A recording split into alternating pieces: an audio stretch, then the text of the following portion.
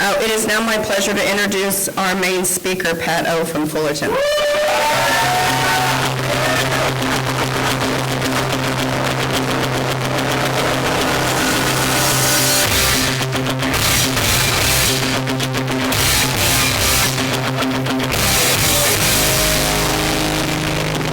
an alcoholic. Grateful to be sober, grateful to be here. I'm already feel awkward anyways, I don't know, I don't know, ever since I was a little kid, I'm like the little kid in elementary school that smells like poopy pants and syrup, you know what I mean? My hair's you know what I mean? And they're introduce you and it's oh, that song, you know? I'm no more awkward ever, you know? Thanks for that. I'd prefer more cowbell, you know, Dude, happy birthday to those that took birthdays. I could have listened to you guys all night long. Thank you for being an example of Alcoholics Anonymous. Thank you for showing me that Alcoholics Anonymous works. And if you're new, man, I don't know. I hope I say something tonight that might get you to think, you know what, I'll come back to a meeting tomorrow. Maybe those people have a little bit of something maybe that I want, And, I said a prayer this morning. I said, God, please use me. Please use me, at least be a service to one alcoholic today. I got up out of bed and I went to go do God's work. I don't know why God wants me here tonight. I really don't. Thank you for asking me. Thank you for dinner. Thank you for friendship, right? I don't know why. I just said yes and I got in the car. And I'm driving here thinking, why the heck did I commit to that commitment? That's beyond any lengths. That's far from Fullerton, you know what I mean? And that self-centered, selfish mind is going, and so here I am. If you're new, I had an old-timer, his name's John Ackerman, he said, be ready to be divinely inconvenienced. Thank you, Ventura. But it is an honor and a privilege to be asked to do anything in Alcoholics Anonymous. It really is. I feel, we were talking about dinner, I'm completely overpaid. I'm completely overpaid. My son this morning, he just turned 18, and he sent me a text, and he said, Dad, I love you so much. He said, thanks for being my best friend. Dude, if that's all I get, I'm overpaid, And if you're new, you're thinking, oh, rad, cool, I remember when I was brand new, I had a guy, he would take his cake every year, and he'd go, my name's Grateful Bud, And I'm thinking, who cares? Grateful Bud, and he'd have his wife stand up. He goes, this is your one meeting a year. Stand up, honey. And everyone would clap for her, And I thought, this is lame. This AA, happy birthday to you, And I thought, man, I'm never going to get one of those. I'm never going to get up there, you know what I mean? And I've been sober since October 23rd, 2002. Wow, I didn't plan on staying sober 22 minutes, let alone 22 years, really. I think if I'd have known I'd have been here this long, I probably would have taken another drink, And I didn't know that was the day, you know what I mean? I wasn't this is the day, hey, here we go. You know what I mean? I wasn't stoked, My sponsor is Mike S. He knows he's my sponsor. I love that man. He's from Riverside. He's a good guy. He knows everything about me, all the little twerks and tweaks and weirdness and, insecurities and fears and awkwardness. He knows it all. And I stand completely stripped down, with another man, and that's a gift. That's an absolute gift. And my home group's a South Coast Speakers Meeting of Alcoholics Anonymous. We meet on a Wednesday night at 7:30. I understand the group conscious. It used to be 8. I still have a resentment. It's at 7:30, but I'm getting through it, and that's my home group. I love my home group. There was a time in my home group where I was kind of annoyed and frustrated, and I'm over it. I'm over this home group, And then my sponsor's like, what commitment do you have? I'm like, I don't have one. He said, get a commitment, I got the sweeper upper, and a month later I'm like, oh, I love my home group. This is the best home group ever, And if you don't like the meeting you're in, get a commitment, And I love Alcoholics Anonymous. I have a love affair for Alcoholics Anonymous that continues to grow on a daily basis. It really does. I just can't believe the life that I have today as a direct result of the 12-step strong sponsorship and a good home group, a structured home group. That structured home group, same tie, behind the podium tie, and I know how to show up to a meeting. But I still have that adolescent, defiant mind, you know what I mean? I'm like, so what's the custom? I got the suit in the car, dressed down in my Pendleton, you know what I mean? And I'm like, what's the custom? You know, hoping he's going to say I don't have to wear it, you know? He didn't say I had to wear it, but I knew I had to wear it, you know what I mean? And it's an honor. Every time I put that tie on, I feel like, you know, AA champ, you know? And so thank you. Thank you for that. And, oh, man. My first Alcoholics Anonymous meeting, I was 11 months old. I didn't have a drinking problem. My mom did, you know. And my mom was being sentenced to prison for 10 years. She's the kind of alcoholic who gets pulled over for a DUI and then jumps out and beats the cop up, you know. And she doesn't do that once or twice. She does that like 10 times, you know. And she's in the courtroom, and the judge is sentencing her to 10 years in prison. And she sat there that day and she thought about it. Prison or AA? You know, the judge, you can go to AA if you want. She's like, I don't know, I think I'd rather go to prison, you know? And the attorney's like, you need to go to AA, idiot, you know? And so he raised her hand and said, she'll go to AA. And my mom brought me to AA. My mom's a blackout drinker, which means I'll never know who my dad is, you know? Oh, man. I mean, for all I know, my dad could be the cable guy. It's like, brown chicka brown now, you know? Dude, she didn't even know she was pregnant until she was in labor, which is, you know, a cool story to tell in AA. She thought she was constipated, so she called 911, you know, and she gave birth, and the paramedic, she came out of a blackout, and the paramedic's like, you need to name him, you know, and she's like, name what, you know, and my mom named me Patrick because her name is Patty, and she didn't want to forget my name, you know, and my mom passed away the 10th of January 2019, so we just celebrated our anniversary. But she used to always send me a text, and she would say, make sure you tell them the truth, you know. And so my son does it now, which is really cool. But I guess the truth is I'm supposed to be a turd, you know. And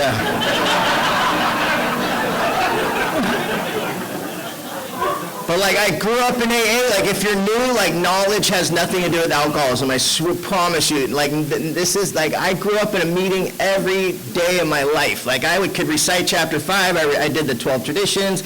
I held hands. I was like, keep coming back, you know. The old timers were like, we're saving this seat right here for you, kid. You know, but I didn't know what that meant, right? I just thought when I got done playing, I had a seat in the meeting. And me and my little friends, you know, our parents were inside recovering, and we were outside rip-roaring around the neighborhood, you know. We would ding-dong ditch the same house every week. The guy would chase us in the meeting. We'd hide amongst you guys, and the guy would be like, where's them damn kids? And you'd be like, there's no kids here. You taught us all how to con and lie and manipulate, you know, and my mom would back then, there weren't treatment centers everywhere, or sober living houses. They would take the newcomer woman and they'd take her to Denny's every night. And I would fall asleep at Denny's every night of the week. You know, and I would fall asleep in the booth, and they would drink coffee and smoke cigarettes, and they would let her go at 2:15 after the bar closed. And sometimes my mom would bring women home, and I'd watch women detox on our couch in my mom's apartment. And one night I watched I woke up in the morning. Who said they had speaking blackouts? That's me too, you know. And I woke up in the morning and the paramedics were there, and the woman had died from an alcohol withdrawal, you know, in my mom's apartment. Like I knew what alcohol is. I didn't know what alcoholism was, but I knew if I drank, bad things were going to happen, you know. And I knew what Alcoholics Anonymous was. And I remember one guy, I saw him get sober, and he got a year sober. He's like, because of Alcoholics Anonymous, I got a full set of teeth. You know, and everyone's like, all right, new teeth, you know, and my mom would be like, here, you know, here's Uncle Tim, he's going to take you fishing, you know, and off with Weirdo Tim to learn how to fish, you know, and Lynn Wilder was my basketball coach, and like, dude, it's just like, look at the characters around here, you know what I mean? Like, you guys raised me, you know? Thank you, good job, you know, and, but I remember looking outside my mom's apartment window, wondering if my dad was ever coming home. And I literally would count cars, and they would come down the street, and the car would never turn into my mom's apartment, you know? And I'd sit there, and I'd fall asleep terrified I was never going to meet my dad. You know, like, I understand fear on a deep level. And I remember being a little boy saying, if I don't have a dad, then there is no God. You know, I understand loneliness and isolation long before I ever took my first drink. I mean, I'm a right fielder on the baseball team. You know the right fielders here? No one's going to admit it. In Ventura, one guy, good looking out, you know what I mean? We all know, loser, you know what I mean? You know what I mean? I like throw the baseball as hard as I can that way, and it goes like 5 feet that way, you know? Oh, I hated the pitcher. It was usually the coach's son. I hated that guy. I was like in the back, resentful, you know what I mean? Fucking, you know what I mean? I don't know if I'd have been diagnosed with ADD. I don't know. They weren't like passing out the pellets like they do today, but like I was like wander off to left field. I'm like, what's going on over here, you know? And I'm looking for a dandelion. Somebody told me if I blew off all those things, I can have a wish, you know what I mean? I'm like wishing for a different life out in left field, and you know, self-pity's my mode of operation long before I ever took my first drink. I'm a bedwetter. Any other bedwetters here? Yeah, the same right fielder. Yeah, dude. Yeah, I can laugh at it today. Wasn't funny back then, you know what I mean? I remember my mom's like was so excited I had an invite for a sleepover, you know what I mean? She's like, you have friends, you know? I'm like, oh, I don't want to go. I was terrified, and all my friends fell asleep, and I woke up and I peed my friend's couch cushion, you know? And I remember flipping that cushion over, hoping they'd never find out, you know what I mean? Like shame before alcohol-induced behavior, you know? Loneliness and shame. And if you're new, you're like, okay, funny guy, you know? If you're a comedian or whatever, and I'm not, but you know what I mean? Like has everything to do with what my next story. You know, because when I got to Alcoholics Anonymous, I want to welcome our addict. Thanks for identifying as an addict. Because when I came to Alcoholics Anonymous, are there any newcomers? I raised my hand. I'm like, yeah, I'm Pat. I'm an addict. You know, there's an addict in our room. Get him out of here. You know, I'm like, whoa, bro, I'll flip you guys off, you know, slam the door because I want to piss the old timer off, you know, and none of them followed me out and said, hey, kid, here's a big book, take this home to your bush or wherever you're living, you know, maybe you might have alcoholism, right? I didn't know what alcoholism was when I came in and out of Alcoholics Anonymous, and I go out there and I die. And I come back to Alcoholics Anonymous not wanting the judgment from the old timers in Alcoholics Anonymous. And I go out there and I die. And I would come back and I would hear some things, and I'm grateful that we tell our stories around here because I sat in Alcoholics Anonymous and I said, yeah, I drink like that guy.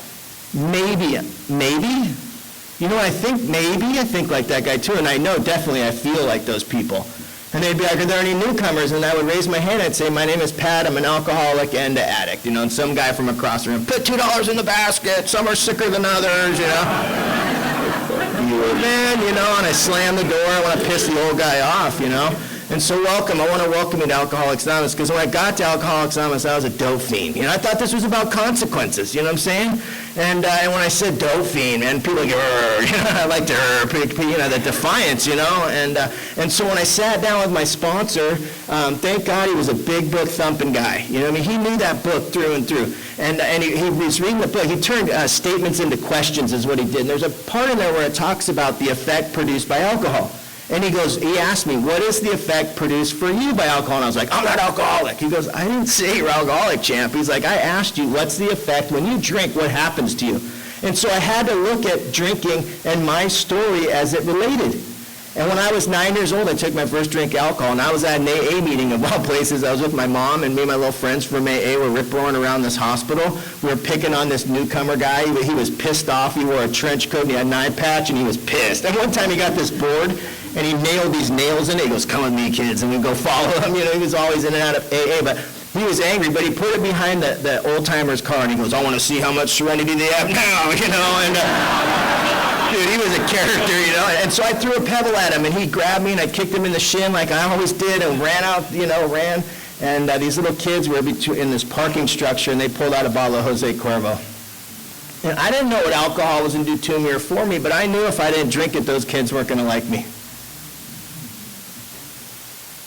The bottle got to me. I took a pull off that bottle. I hated the taste. I spit it out. It burned. It was disgusting, and I was overcome with fear. And what that fear told me was that I wasn't going to be like the rest of my life.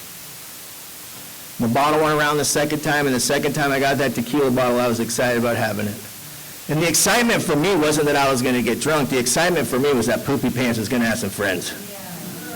And I took a pull off that bottle. I talked myself into holding that tequila down, and I can tell you the exact effect alcohol has on this alcoholic body. In that moment, all that fear went away.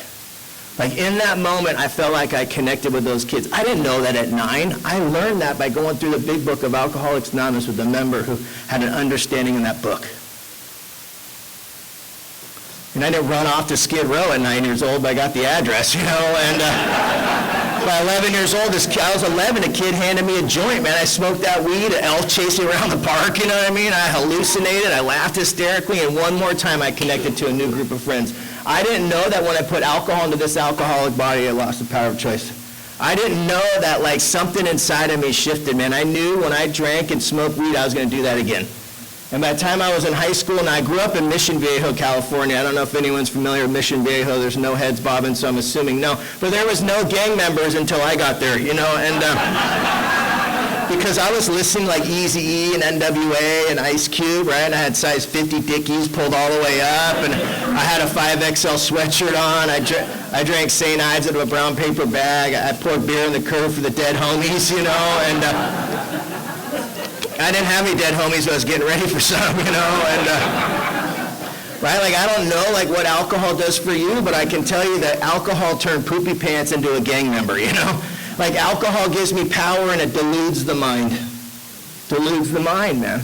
But I got big friends and a big mouth, and I talk a lot and then you want to fight, and I'm like, yeah, get him, and then my friends beat you up. Oh, you get a little kick in there, sucker, And I'm the director of the show, and I don't know if there's any other directors here, but my friends were hungry. I came up with a plan. I'm like, dude, let's call Domino's, man. You're going to go down there, and you're going to grab the pizza. You'll hand them leaves for the money, and you guys take off, They're like, great plan. So they went and did it. Well, a third guy went with them and took my stun gun, which wasn't part of the plan, and you grab the pizza, you hand the leaves, and the third guy stunned the guy with the stun gun. He went down, and well, I didn't know that was an armed robbery, and so the next day, I show up at the school. I get the call slip to go see the principal for the potential talk.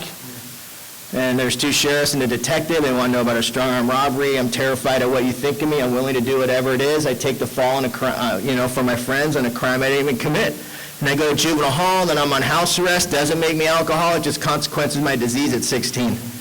And but what happened for me was my little gang came to see me, and they brought me a 40 and a joint, and they brought me a needle and thread, and they told me I had to give myself a tattoo for my crazy life, And so I got 3 dots on my ankle for mi vida loca, and but what happened was I leaned back and I was like, orale.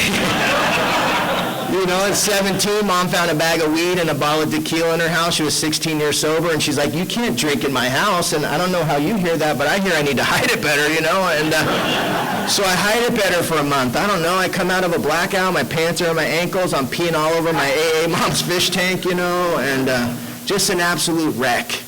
And I come home one night and the top lock's locked, and I'm like, oh my God, like, geez, I'm coming, I don't know what to do. And I ring the doorbell, and my mom comes there, and she's standing there with a bottle of tequila in her hand, another bag of weed, and she's like, you're kicked out. And I walked in my bedroom at 17, I packed my backpack, and I looked my mom right in the eyes, and I said, I'm going to do everything I can to ruin your life.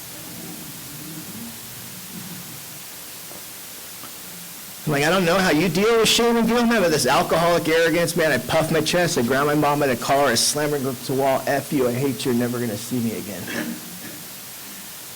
And I went to an abandoned house where I was getting loaded at, and I took my first hit of crack cocaine at 17 years old. I've already identified my alcoholism at 17. What my mom said to me that night, she said, you can stay here and be sober or go out on the streets and get loaded, but you need to make a choice. Alcohol told me that I was kicked out of the house. My mom was my hero. My mom was my best friend. Alcohol told me to put my hands on my mom. And I didn't call my mom for a year and a half because I was going to make her pay for that decision. And I called my mom a year and a half later and told her I got hit by a truck and I was on my way to the hospital. I didn't know how. I needed help, and my mom didn't know how to help me. And I said, I don't know how I'm going to pay for the hospital. And my mom said, just give me an address and I'll send them a check. And I'm like, oh, no, Mom, they need cash. She's like, how am I going to give you cash? I'm in Orange County, you're in San Francisco. I said, there's a thing called Western Union right down the street from your work. And my mom ran to that liquor store and wired me the money just like that. And a week later, Clumsy got in another accident. She wired me another $150. And my mom would wire me $150 at least once a week for the next 8 years. And 8 years later, I'm in San Francisco, and I'm a tenderloin kind of alcoholic. I don't know if anyone's familiar with Eddie and Jones and the TL, but I'm panhandling, and I'll never forget the feeling when someone just looks right through you, man. And And I'm standing on Market in front of Powell, in front of the cable car, and this girl started having a conversation with me, and she took a liking to me, and I told her my sad tales of woe, and she brought me into her house, and she detoxed me, and I fell in love with this girl. 45 days in, she's like, you need to get a job, and I thought, fuck, I thought this was for fun and for free, And so I got a job at the Presidio in San Francisco. I'm familiar with the Presidio, at a YMCA as the assistant director at an elementary school after-school program. Yeah, 45 days clean and sober. No God, my sponsor was her, and no 12 steps, and she made me a little lunch, and I showed up to day one there, and these kids love Patt O. I can balance that chair on my chin, I can balance a ladder on my chin. They thought I was the greatest thing ever. I went home, I kissed my girlfriend, I thanked her for my life. I woke up day 2, I met this little boy, met me the day before, and he's like, I want you to meet my mom. And he introduced me to his mom, and he introduced me, he said, this is my best friend, Pat. And day 3, I go to that job, and I'm pushing that little boy, second grader, on a swing. And there wasn't a cloud in the sky. And I remember pushing him on that swing, and the thought crossed my mind that a bag of heroin would be a good idea. And I called the Connect, and he brought me a pint of tequila and a bag of dope, and I went into that elementary school bathroom, and I shot that dope, and I nodded out on that toilet. And that second grade boy found me there. And I came to with him screaming, Pat, Pat, Pat, and the director of that school pulling me off that toilet, telling me I had 10 minutes to get off because he was calling the cops. And for the first time in my life, I saw how my behavior affected another human being. And I called my mom, like, Mom, I need help, and I need to go to treatment, and she sent me to Betty Ford Treatment Center, best treatment in the world. Well, I wasn't allowed to fraternize, which I thought was a little much, but I didn't like that part, but I guess it was the best, and my counselor, Mark, wanted me to do a first step, and I looked at Mark. I could recite the steps. I said, Mark, I'm powerless over drugs and alcohol. My life's unmanageable. He's like, great, and I'm writing this girl a note because I fell in love in treatment, the same sobriety date kind of love, It's like real love, you know what I mean? Like crystals out, woo-woo, you know what I mean? We had the same sobriety date, She wanted to go to sober living in Hawaii. I thought, man, that's where I want to go too. Not really, but yeah, and I had come to believe in her, in God really, and I made a decision to do what she told me to do, and so I told Mark I want to go to sober living. He's like, man, you're going to be the most likely to succeed guy in the treatment center, and I got on the plane to go to Hawaii. And I thought this was about consequences. I didn't know what alcoholism was. And if you're a heroin addict, you can drink alcohol on the plane to sober living to be with your sober girlfriend, And so I ordered a Heineken, and 12 or 13 Heinekens later, I land in Hawaii. Now, I don't know that it's the first drink that gets you drunk, right? If you're new, wrap your head around that one. They would tell me, the old timers, like, it's the first drink that gets you drunk. I'm like, dude, you need to drink through that, bro. One beer?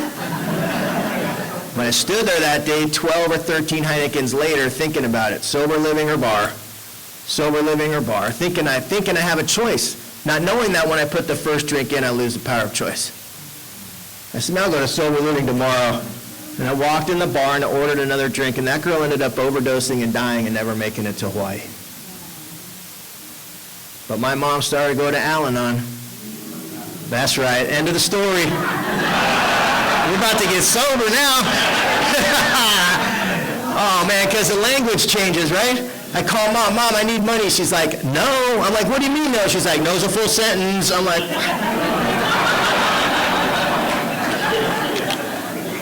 well, Mom, if I only had a dad, I wouldn't be in this situation. It's all your fault, man. And I hit that guilt button, and she'd hang up on me, and she'd wire me the money. And she'd say, I'm going to set a boundary, bulldozer, But she bought me a plane ticket back to Los Angeles. So I'll buy you a plane ticket back to LA. That's all I'm going to do. And she bought me a plane ticket, and I went straight downtown to Skid Row. And I used to say I lived on Skid Row. I survived Skid Row for the last year and a half of my drinking. And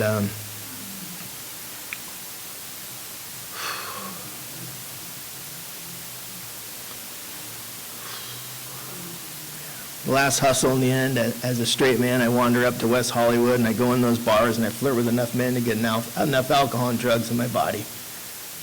And my goal is to get out before I black out. And some days I do, and some days I don't, man. And I start coming to with a deep, tremendous amount of shame and guilt. 3 days before I got sober, I crawled out of a motel, man, prostituting myself one more day for one more. It was 5:30 in the morning, and I'm walking down Santa Monica Boulevard, man. I'm going to jump in front of a car. I can't live this way anymore, and I can't imagine my life sober, and I can't imagine continuing on this way. And I'm about to jump in front of this box truck, man, when the thought crosses my mind that a pint of tequila would be a better idea. My whole body shifted from jumping in front of the box truck to shifting in this direction, and one more time, alcohol saved my life. I'll never forget that 30 minutes of madness and terror sitting at that liquor store waiting for the liquor store to open. I'll never forget the voices in my head screaming at me, a piece of loser, you're just the worst thing on the planet. The anxiety, the tremendous amount is going to snap out of my skin when the lady opens the door of that liquor store. And immediately I get that sense of ease and comfort, man. I run into that liquor store, I get that pint of tequila, and I go back on that wall, man. I put half that bottle back. And it all went away just like that. And one more time, I have that fierce determination that I can go out and live this thing called life. And I start having that conversation, man. I don't know what your conversation says, but my conversation always says this time's going to be different. This time I'm going to make it right with my mom, and this time I'm going to go back to school, and this time I'm going to, and this time, and in the middle of that conversation, the second voice says, drink that second half of that bottle. And I put that second half of that bottle back, man, and I black out for 3 more days. And I come to 3 days later doing the same thing I did that morning, the same exact thing, man. I came to and I had a spiritual defense. And that spiritual defense said, call your mom and ask for help. And I picked up the phone and I said, Mom, I need help. And I know tonight, though I didn't believe in God until I was 10 years sober, I know tonight that God heard that prayer. And I know tonight when I called and asked for help, I walked into God's grace. Because my mom didn't say, call this guy. She called a member of Alcoholics Anonymous who had just gotten off the phone with this doctor that told him he had stage 4 cancer and he had 6 months to live. And the next call was from my mom, and he knew if he didn't treat his alcoholism, he wasn't going to make it 6 months. And he didn't say, have the kid call me. He said, where is he at? And he went and grabbed a newcomer, and they went down to that motel, and they barged in the door, and the guy had crazy hair. He was loud. He was like, my name's Jack. I'm an alcoholic. I was like, oh, this other guy was on a walker. Dude. He was like, my name's John. I got 90 days sober. You know what I mean? And I'm like 98 pounds. I'm like shaking, and I'm just sitting there going, man, these guys are losers. You know what I mean? Like, you got to send these guys, these old guys. I don't relate. They don't have what I want. Maybe, you know what I mean? Like that, these guys, like, well, you know, that mind, right? That mind that's separating me from you. My mind's always separated me from you. The guy said, come with me, kid. And I got off the bed. What the hell was that? I got off the bed. More cowbell. And I got off the bed, and I followed that guy at that motel, man. He looked at me and said, just get in the van, kid. And I got in the van. If you're new, just get in the car. And those guys told me their story, and I didn't relate to their story, but I ended up at Charlie Street. Charlie Street's a low-bottom indigent detox in Costa Mesa, man. They sat me on the couch. I hadn't showered in 6 months, man, but I sat on that couch, and I thought, they need to clean these couches, you know what I mean? No therapist, no Suboxone, man, here's some Pepto-Bismol. Maybe it'll work, you know what I mean? It's what, shaking, and that guy, Jack, goes, hey, Pete, come on over here. And Pete waddled on over, and Pete was tattooed from head to toe, and Jack goes, when you drink, where do you go, Pete? He goes, I go to prison. I go, I don't go to prison. He goes, where do you go? I go to jail. He goes, John, come over here. This guy, John, came over, and guess where John went? He goes, hey, when you drink out, he goes, I go to jail. I go, hey, I go to jail too. And then John grabbed Pete grabbed Fred. Pretty soon there was like 5 or 6. Hey, we drink and go to jail. Orale! We drink and go to jail. All right. Hey, you know, Papa. Hey, you know, next thing you know, we're shooting it back and forth. We're telling the stories, and the little Jack guy goes, hey, Pat. He goes, when you go to jail, do you want to go back? I'm like, well, sometimes, but not really. Most of the time, no. He goes, then why? Then what goes on? I go, I don't know. My mom comes and sees me. I make a promise to my mom, I'm not going to drink and use. I go to the H&I. Thank you for doing H&I. But I go sit with you, and I would go give my life to Jesus. Then what happened? I said, I don't know. They say, well, Troy, roll it up. And so I roll it up. I give all the homies a commissary because I'm not coming back to jail. This is what happened. I'm sitting in the holding tank, and I'm like, you know what, Pat? alcohol's not your problem. If you just don't smoke crack, you'll be all right. So I get out of jail, I go to the 7-Eleven, I get a 12-pack of beer, drink 1, drink 2, drink 3. I wonder what they're doing down the street. Take a walk down the street, meet a new friend, now we're business partners. He said, what happened? I said, I got arrested. And I ended up back in jail. He goes, oh man, what happened that time? I made a promise to my mom, I do the H&I. That church didn't work, went to a different church. What happened? Methamphetamine's my problem, not alcohol. I get out of jail, I get a 12-pack, 1, 2, 3, 4 beers, down the street, meet a new friend, I'm arrested again. He stopped me in my tracks. He said, Pat, if you can concede both propositions, physical, that when you put alcohol into your body, you can't stop and end up in jail, and more importantly, with a sober mind, you have a mind that's driving you back to the thing that's going to kill you, he said you might be alcoholic. And he left me in that silence like that.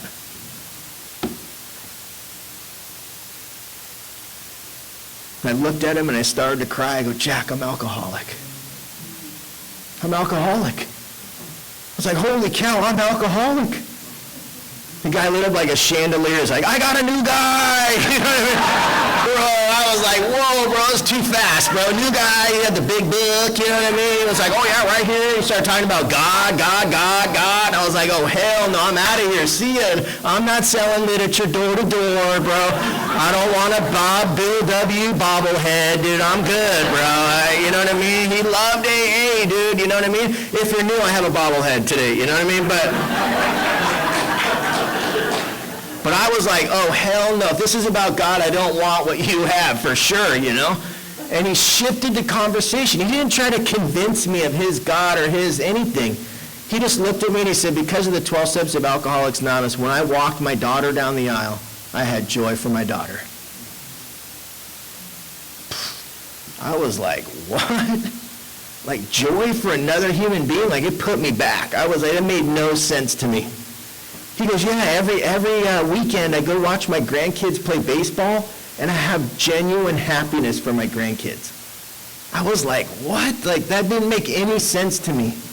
He said, yeah, and if you work the 12 steps, you can have joy and happiness for others. Now my selfishness kicked in. I thought, I don't really care, you know? But internally, man, it shifted me to come to believe in Alcoholics Anonymous. And so I made a decision to do what he told me to do. And he looked at me, he's like, you need to take a shower. I thought, how did he know, you know? But I did. I went to the little room, I read the big book, you know what I mean? I didn't relate, you know, and I turned the water on in that shower and I fell down on the ground. Man, I fell down on that ground, that detox floor, man, 100% broken on that detox floor. You know that scream, you guys know, I don't even need to ask. We know the scream.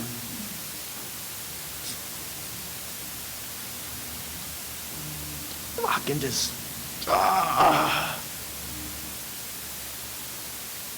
bawling on the floor.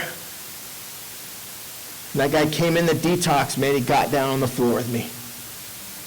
And he held me down there and he said, kid, it's going to be all right. Kid, it's going to be all right. He's like, kid, it's going to be all right. It's going to be all right. And his voice got louder than the voice in my head. He's like, kid, it's going to be all right.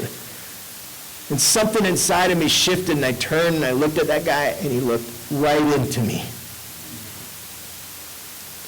And I got a little bit of trust for another human being. He said, I want you to stand up, kid. And I stood up. He said, I want you to take off your shirt. I took off my shirt. He said, I want you to step in that shower. I took a step. He said, take another step in. I took another step in. That guy was halfway in that water, held me underneath that water while I just shook violently, man. And he took a washcloth and he took a bar of soap, and the man scrubbed my back. And for the first time in my life, I was 27 years old, for the first time in my life, I felt love from another human being. Right here in the program of Alcoholics Anonymous, I felt love for the first time on a deep level.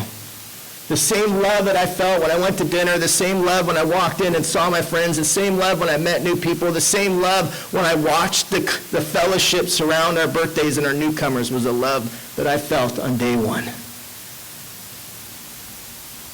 He said, there's some clothes in there that you can put them on, kid. I'll see you downstairs. And I went into that detox room. I put those brand new clothes on. He had mine thrown away in a trash bag over there, but I'll never forget putting on those brand new pair of socks. He allowed me to have the only bit of pride and dignity that I had left. And I walked downstairs, and he had a pad of paper. He said, though the decision is vital, it has little permanent effect unless at once followed by a strenuous effort to look within step 4. I was writing inventories day 1. Day 4, I was on my 9th step. And he said, you got to go to sober living. And I was like, no, I have to go to Salvation Army. He goes, why? I go, because I got a warrant. He's like, oh, great, we're going to turn you in tomorrow, I'm like, wait a second here. We're going to turn myself into the court tomorrow. I'm looking at 3.5 years in prison. He goes, oh, it's all good now. You're sober. You got 4 days. You're on your 9th step. And he's like, you got God in your life. And I was like, no, remember, I don't believe in God. He goes, you can borrow mine, I thought, man, this guy bumped his head, you know what I mean? But he came and he picked me up and he put me in a suit like this, and I show up all proud to go turn myself in on 3.5-year prison term, and I'm standing there, and the judge looks at me and he goes, Mr. Ochoa? I said, yeah. He goes, do you remember the last time you were in my courtroom? I said, yes, sir. He said, do you remember what I told you? I said, I do. He goes, what did I tell you? I said, you said if you saw me in your courtroom again, you were going to sentence me to 3.5 years in prison. And he said, you're absolutely right. I'm not. And he closed the folder up, and the guard came and cuffed me up and took me down that holding tank, and off to prison I go. And I have that voice that says, why'd you trust that man? You never trusted men your whole life. Your dad failed you, every coach failed you, every mentor's failed you. You put your trust in another human being, and one more time, another man's failed you. And I got down on my knees, and I was like, God, I don't believe that you exist, but John Ackerman told me to pray, get me the hell out of here, will you? Amen. Well, guess what? Sponsors, God was small, and John Ackerman lied to me, and everyone in AA lied to me because I'm getting shackled up to go on the bus to go to prison for 3.5 years. And I'm shackled up to the guy next to me, and the door closes, and the engine starts, and I'm looking out the window, man. I'm thinking, man, you finally were going to get sober, and now you're going to prison. And the door opened, and the guard goes, Ochoa, and 3 of us raised our hand, and then she goes, Patrick, and I was like, that's me, and the other 2 dudes are pissed, I went up in front of the judge, and I'm standing there, and I'm like, oh my God, I'm like, all awkward, and he said, Mr. Ochoa, he said, I don't know why I'm doing this, but I'm going to give you another chance. He said, there's a member of Alcoholics Anonymous, and he pointed to my goofy sponsor over there. He goes, that guy's been fighting for you all day to get out. That guy called the Salvation Army over and over and over and over until someone answered the phone. And the guy that answered the phone had gotten sober and became a drug and alcohol counselor and went into a room he wasn't supposed to go in because he wanted to make these copies. And he answered the phone he wasn't supposed to answer. And my sponsor said, I got this kid, Patt O who needs a bed. And when I went into the Salvation Army that evening, I was met by a man by the name of Tim P., and Tim P. was a guy I used to get loaded with. Now, see, God is working in my life, though I can't see God working in my life. I didn't believe in God until I was 10 years sober. That happened day 4.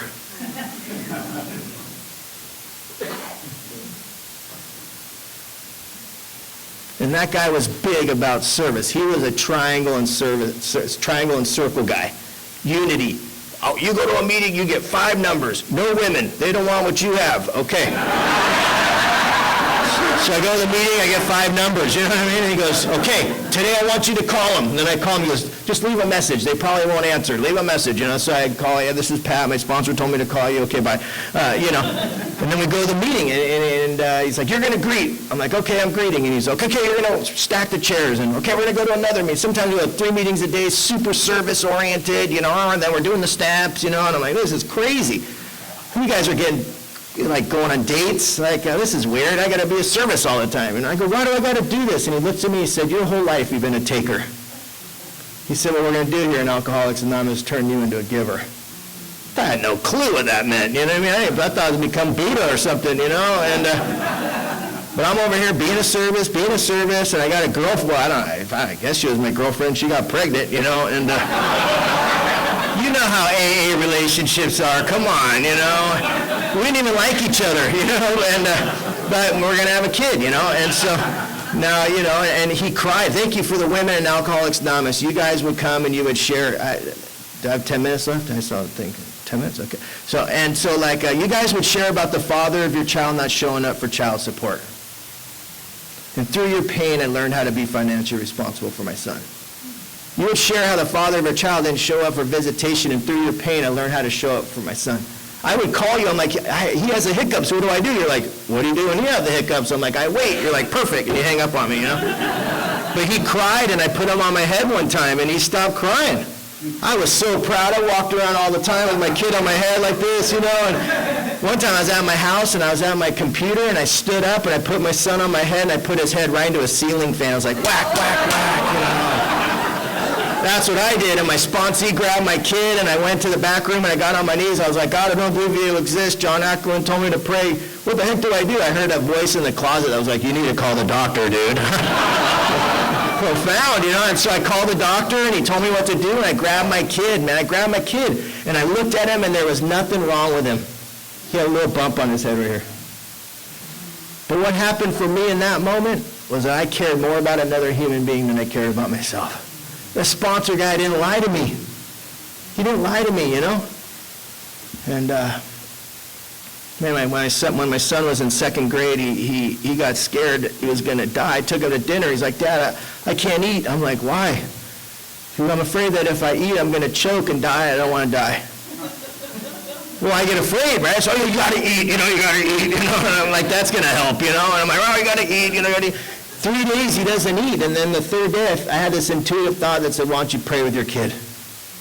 So I said a prayer, we said a prayer together, and then I had an intuitive thought that said, feed him softer food. So I started feeding him yogurt. Next thing you know, he started eating food. Then all of a sudden it was nighttime, and he didn't want to go to sleep because he said to me, he goes, I'm afraid I'm going to go to sleep at night, I'm going to die, and I'm going to miss you. I don't hear miss me, I hear not following directions. I'm like, you got to go to sleep. You cannot go to sleep. For 3 days, he doesn't sleep. He's like, you know, we're both just anxiety-ridden, you know. And I don't know, the third or fourth day, I have an intuitive thought that says, pray with your kid. So I say a prayer with my son at night. Now we're saying prayer at dinner. Now we're saying prayer at night. And then I have an intuitive thought that says, read a book with your kid. And so I read a book with him, and he fell asleep just like that. I don't know, pretty close after that, a week later, now I drop him off at school. Now he doesn't want to go to school because he thinks he's going to die. And I think he's manipulating me. But I have 2 experiences that show, right? And so I say a prayer, and I go eat, and I go, when your dad's afraid, what does he do? He goes, you be of service. I go, how do you think you could be of service? He goes, I don't know. I said, why don't you try to find the kid on the playground who has no friends and introduce him to your friends? He goes, okay, Dad. And I went and picked him up later at his after-school program, and he had a smile this big. And he was like, Dad, you won't believe it. He goes, I saw a kid on the playground way out there. And I ran out to introduce myself to him, and he was crying. And I was like, why was he crying? He said, because he just found out that his mom and dad were getting a divorce. And he was going to have to live at his dad's half-time and his mom's half-time.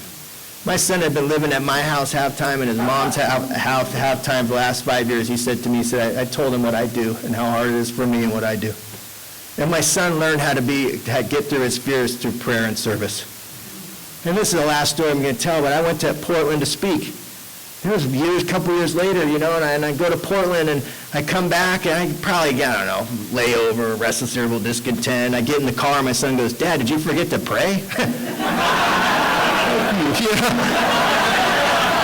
So he grabbed my hands, and he said a prayer, and we said amen, and we go get some food, and we pull into my apartment complex, and this girl, and we get out of the car, and this girl's like, F this and F that, and she's punching windows, and I look at my son, my timid son, and I go, just go inside and put out the food, and I go, God, please direct my next action. And that girl walked up to me, and she had a knife in her hand, she had cut up her arms, and her boyfriend had stole her phone, and she said, can I use your phone? God answered my prayer. I knew exactly what to do because I asked God what to do. And I gave her my phone, and she called her dad, and I go, God, please direct my next action. And she said, my dad wants to talk to you. We talked to him. God answered my prayer. I knew what to do. And so I got on the phone, and the dad said to me, he said, I'm an hour away. It's going to take me an hour to get there. He said, can you take my daughter in your house and take care of her and clean her up? God answered my prayer. I said, yeah, I'll do that. And I took her inside in my apartment, and I cleaned off her arms, and I said, I'll be right back. And I walked into where my son had separated the food, and he had separated it into 3 plates.